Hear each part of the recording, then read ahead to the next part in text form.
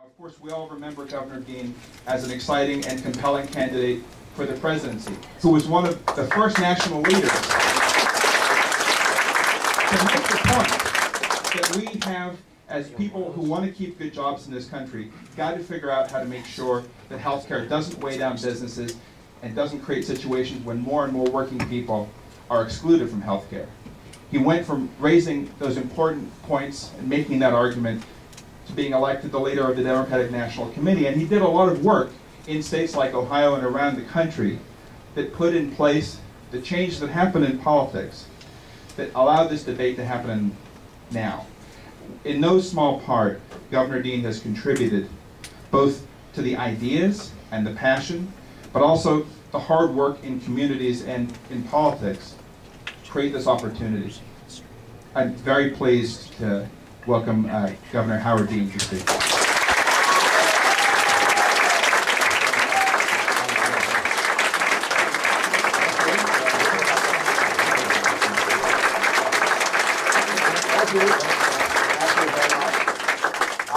Let me thank everybody for coming. Let me thank those downstairs in the overflow room for being here. And we will do our best, if there are no further technological glitches, to take questions from downstairs as well.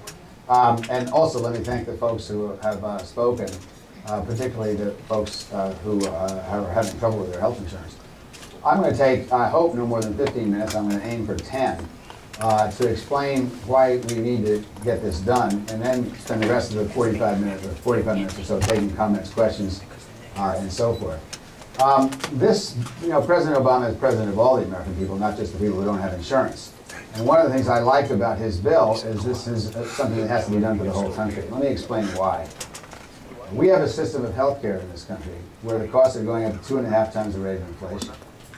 We are uncompetitive not just with China because their labor costs are lower. We're uncompetitive with Canada and Germany and France and Britain because their health care costs substantially less than ours is. We spend 70% more on health care than they do. We can't continue. And yet, we have almost 1/5 of our people with no insurance. We have a system in which you can't leave your job to get a better one because you can't afford to lose your benefits. We have a system where if you do lose your job, you don't have benefits, and then you may not be able to ever get insurance again if you have a child with diabetes in your family, or you've ever had breast cancer, even if you're recovering or recovered. So it is a system that needs organization and rationalization. There's a lot of savings in the system. Now, I don't come here as an advocate for anything particular except for the President's bill. But I'm going to say some things, and they're all based on fact. One of the facts is, and this is whether you like single payer, you hate single payer, or whatever it is that everybody over 65 in this country is in a single payer. That's just true. I mean, that's a government-run system. It's called Medicare. Everybody who's qualified for the VA health care is in a single payer. That's a government-run health care system. Actually, everybody in Congress, including those people who don't like single payers, are in a government-run health care system. It's pretty good. True. I'm not advocating for single payer, as you're going to find out in a minute. But I want to say one other thing about a government-run system. There's been a lot of talk about how inefficient. Look, I'm a capitalist. I think private enterprise is great. I think it's great to make money. But the truth is there are some things the private sector doesn't do as well as public sector in terms of efficiency. One is defense of the United States. We've proved that by seeing how much we have had to pay the Iraq contractors spent over there, where they should have been paying our soldiers.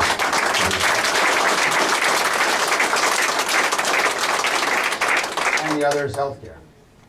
If you are a Medicare recipient, 96% of every dollar you've paid over your lifetime to get into Medicare goes to health care, and 4% goes to administration.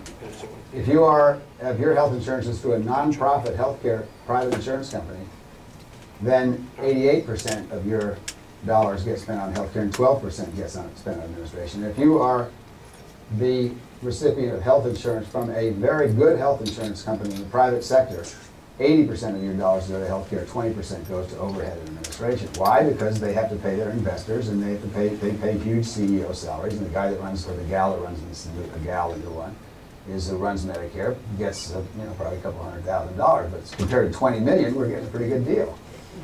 Now those are facts. I'm not saying one system is better than the other, and that's important. Because here is the nub of this system. This is what this bill does by the time you get down through all the hocus pocus.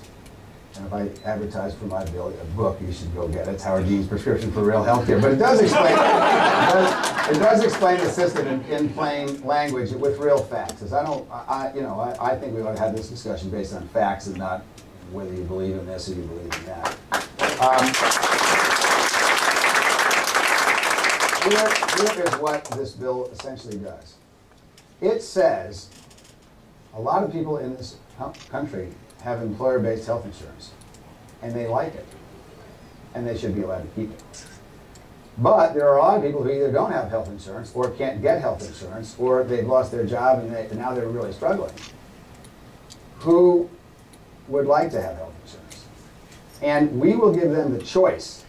We will use federal money to subsidize people who don't make enough money to buy health insurance on their own, to buy either into the public plan like Medicare or a private plan. We will give them the choice. That is the key to all of this. And there's some other news which the media never talks about. And the Blue Dogs who made this, we need some conservative and moderate input into this, and the Blue Dogs have done a great job doing that. One of the things they did was say, if you have a small business and your payroll is less than $500,000, you have no responsibility to provide health insurance to your employers anymore. That will be done, combination depending on your income, of government help and your own help. And I think we can move that ceiling up in the Senate of 25 employees or less. That's a great thing. Small business creates 80% of all the new jobs in America. We ought to do something for small business. And people will say, well, isn't this a subsidy for small business? Yeah, but you don't think big business gets huge subsidies? They get lobbyists and lawyers. So that's the kind of stuff that we can encourage. God knows we need new jobs in America, and they're going to come from small businesses, and we ought to do something solid for small businesses, and that's the something.